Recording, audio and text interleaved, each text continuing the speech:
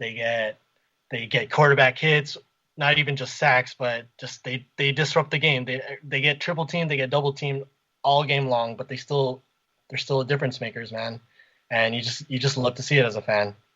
Now, does Joey ever? Do you ever think Joey sees like his little brother having a hell of a week, and he's like, "Man, I haven't played yet. Now I got to go ahead and step up my game because little brother's going to be showing me out, and I can't be talking about this with dad at the Thanksgiving dinner table." I mean, I think as any brother, it's going to be a little bit competitive between the two. But I mean, I think they're both in their own world. They're in different conferences. So, but they keep tabs on each other. I think they both want success for each other, but I don't think it's as competitive as the media puts it to be. But I think back in the mind that they want to see who's the best Bosa out there. Oh yeah, of course. I mean, especially with having dad playing before, they've got to be like, all right, we got to make our own mark in the book now. So, and with Joey, like I said, I feel like he has a little bit of a variety to him as a player. There's nothing wrong with Nick. He's a rookie. Sure. He'll develop more, but Joey just has that ability to run with people. And when I see a guy, all he did in college was run down quarterbacks, and now he's running with running backs in the flats for 15 yards and almost intercepting a pass, I'm like, Jesus, like the Boses are for real. And then I see his brother come out. Oh my God, the Boses are real. Like this is not just a thing, because a lot of people predicted they wouldn't do anything in the NFL, and I don't know why, because their dad played. And I'm surprised because they are exceeding their dad's expectation, or his ceiling was at a certain level. Yeah, he took it. They're taking it to all pro level, and it's staying with them.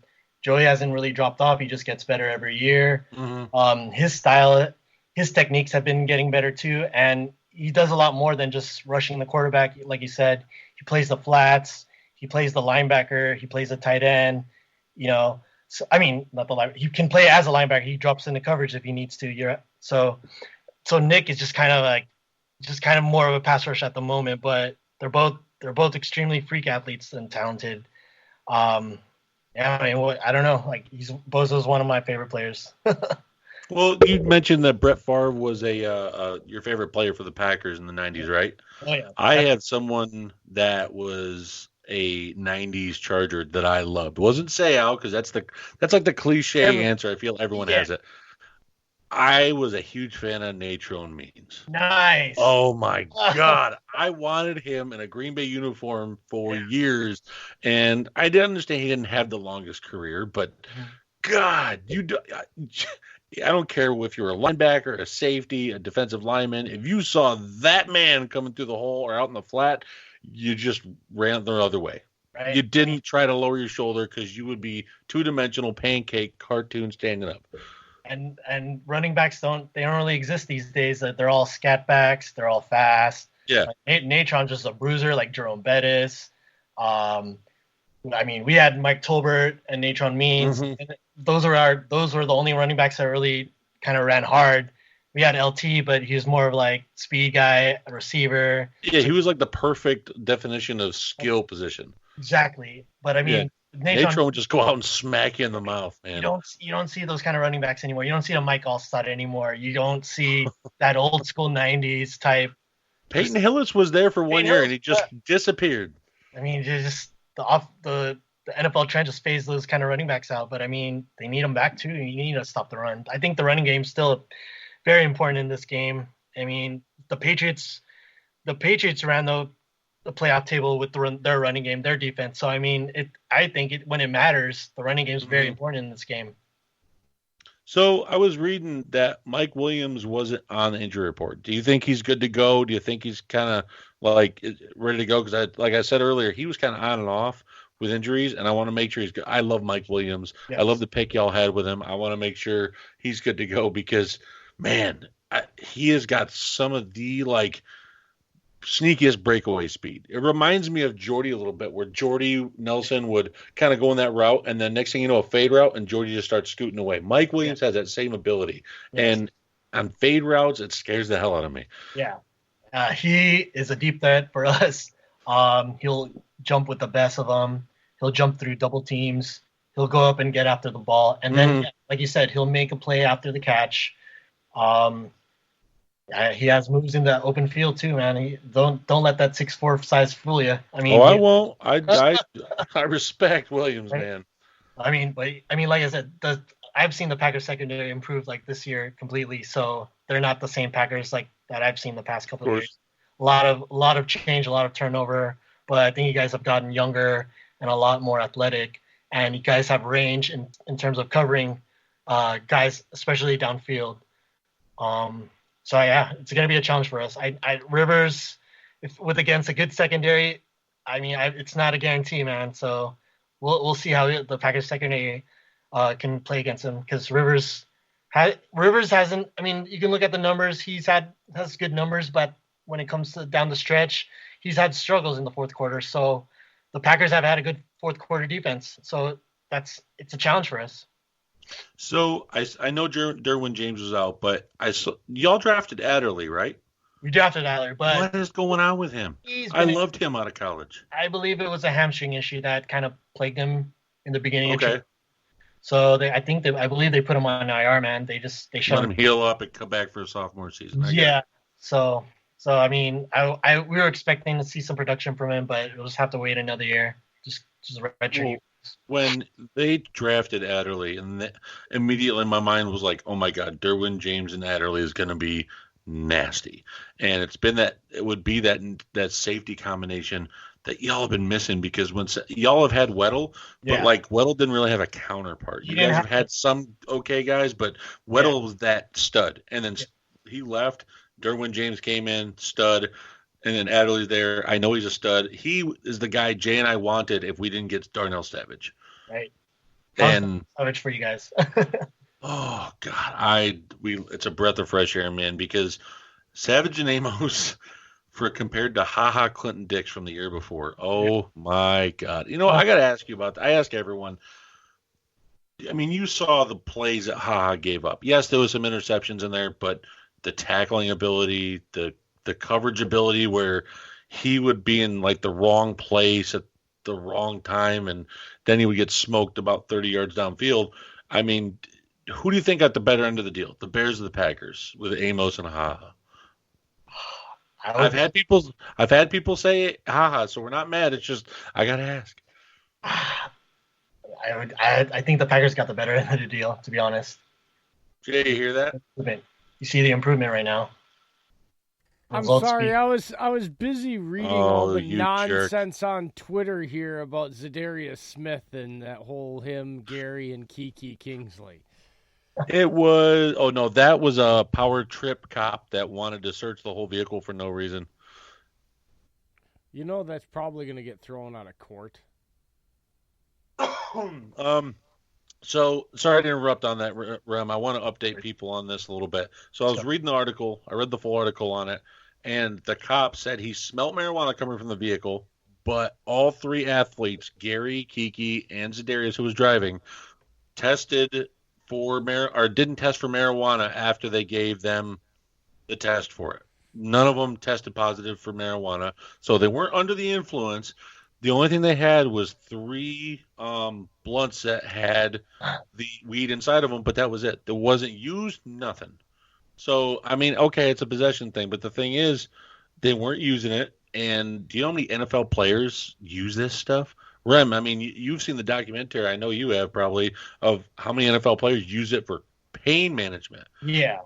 I mean, this cop went on a full strip search of the vehicle this guy, or was it Darius Smith was in, and then tried to cite him because he was going first, which doesn't make sense to me. An 81 and a 60, okay, he was speeding. Yeah. So then why did he have to search the vehicle if it smelled like marijuana if he was speeding?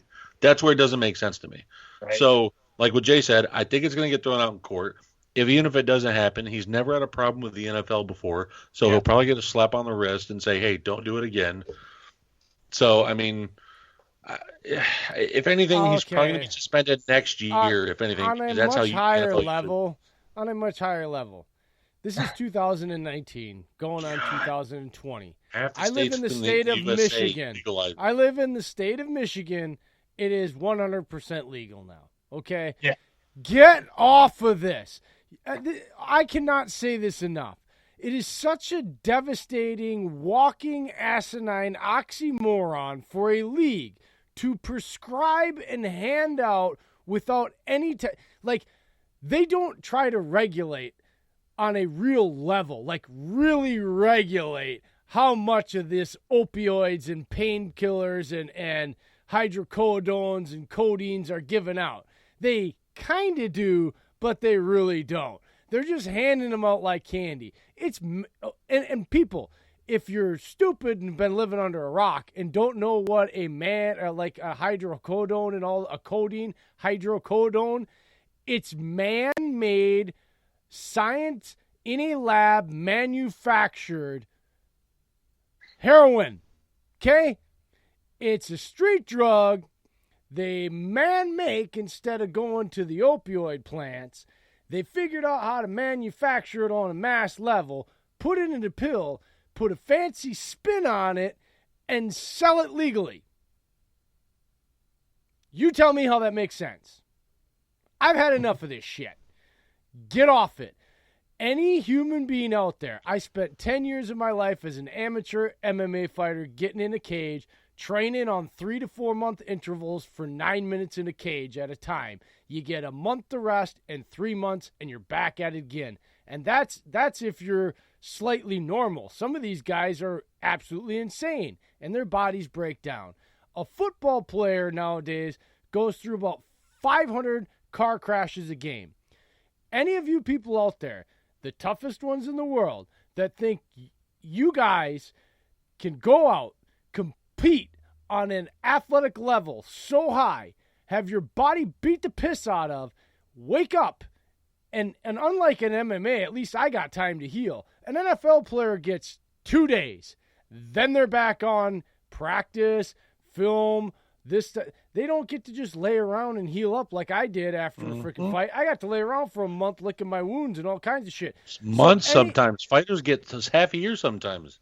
Anybody that thinks that these football players are superhuman somehow, that just because genetically they were gifted with athletic talent beyond the rest of us, that somehow their tissue is mutated differently and heals faster and doesn't bruise and bones can heal magnificently faster than the rest of us.